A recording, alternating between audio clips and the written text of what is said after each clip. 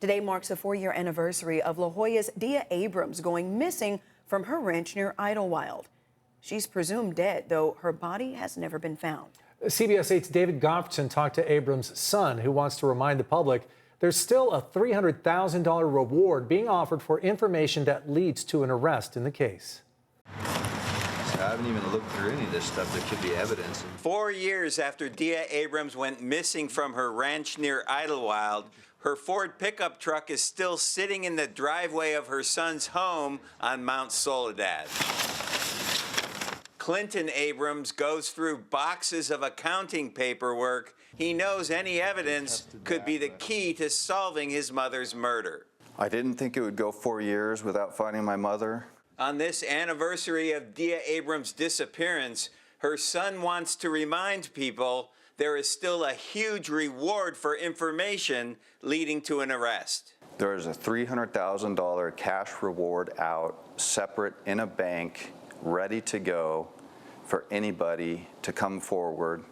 They will remain completely anonymous. Riverside Sheriff detectives have identified Keith Harper, Dia's ranch manager and former boyfriend, as a suspect in Dia's murder, though he has denied any involvement. He was the last person to see Dia Abrams alive on her ranch, and 2 weeks before she went missing, the 65-year-old changed her trust, naming Harper as a co-trustee of her estate.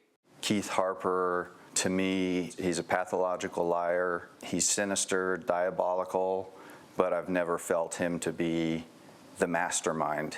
Clinton believes his mother's murder was a conspiracy. And I think it needs to be taken up the ladder into the FBI and the DOJ. This is a real plan, a sinister plot. And he is not alone in his theory. I think it's more than that one-man crime. I think there are people involved with it. Julie Stanford was one of about 20 neighbors who did a search for Dia on her 117-acre ranch the day after she went missing on June 6, 2020. She remembers Harper crying while packing up his RV camper, preparing to drive to Arizona for a business appointment.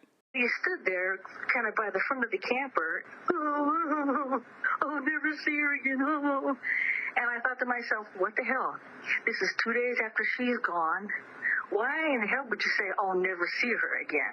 During our hour-long interview, Clinton Abrams shared for the first time some evidence in the case. When I first arrived on the scene, the only sign of forced entry was the second floor balcony of the master bedroom. Somebody had gotten on the second floor of the roof and kicked in the door from the outside.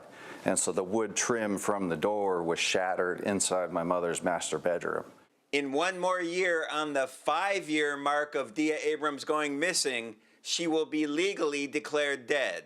That's when, under the terms of a probate court settlement, 50% of her estate will go to her 2 adult children and 50% to Keith Harper. If we don't get answers within 1 year, Keith Harper walks away with millions of dollars. David Goffredson, CBS 8. Thanks, David. And once again, Keith Harper has denied any involvement in Dia Abrams' murder.